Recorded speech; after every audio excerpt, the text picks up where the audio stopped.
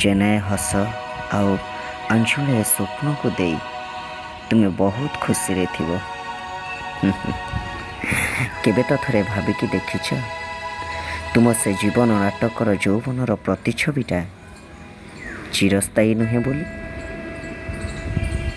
अरे भारी कष्ट तो लगुच तुम्हें कहार विश्वास को ना क्षणिक भांगी दियो, हेले से विश्वास भांगिबार दहन केबे ना अनुभव करिपार ना। जानिच दुईटी पवित्र हृदयर मिलन रे टिके विश्वासर उपरा सृष्टि होइथाए। सही पवित्र हृदय सह जी भी छलना करी विश्वासघातकता करे ताको अविश्वासी कहती। हेले जानिच मो मतरे ना से अविश्वासी को स्वार्थपर कहवा दरकार।